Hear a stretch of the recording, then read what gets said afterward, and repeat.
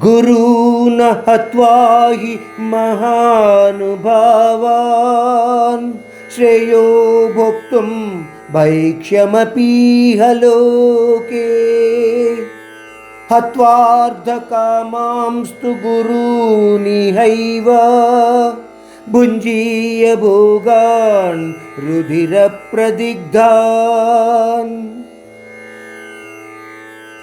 న చైతద్విద్మః కతరన్నో గరీయో యద్వా జయేమ యది వా నో జయేయుః యానేవ హత్వా న జిజీవిషామః తేవ స్థితాః ప్రముఖే ధార్తరాష్ట్రాః.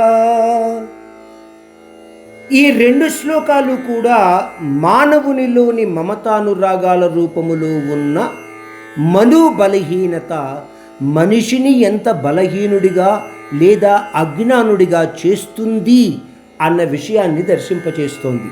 అర్జునుడు కృష్ణుడిని ప్రశ్న అడుగుతూ తన యొక్క నిర్ణయాన్ని కూడా అనుకోకుండానే వ్యక్తము చేసినట్టుగా మనకు ఈ రెండు శ్లోకాలలోనూ కనిపిస్తుంది. అంటున్నాడు, కృష్ణ, ఈ యుద్ధము చేయడము వలన మనకు మంచి జరుగుతుందంటావా లేక చెడు జరుగుతుందంటావా? ఈ యుద్ధములో వాళ్ళని మనము ఓడిస్తామా లేక వాళ్లే జయము పొందుతారా? ఈ విషయాలు ఏవి కూడా మనకు తెలియవు. మనకు ఎంతో కావలసిన కౌరవ సేనలోని అనేక బంధువులు మనతో పోరాడడానికి మన ఎదురుగా నించుని ఉన్నారు. కానీ వాళ్ళందరినీ చంపి మన మిగిలిన జీవితాన్ని మనము సాగించటానికి ఇష్టపడము కదా. ఇక్కడ మనం గుర్తించవలసిన విషయం ఏమిటంటే, అర్జునుడు ఇక్కడ అంటున్నాడు, మనము వాళ్ళని చంపడానికి ఇష్టపడము కదా.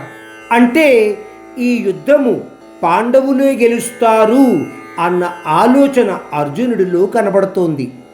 వాళ్ళని చంపడము అంటే పాండవులు గెలుస్తున్నారు అన్న ఉద్దేశ్యముతో అర్జునుడు మాట్లాడుతున్నాడు.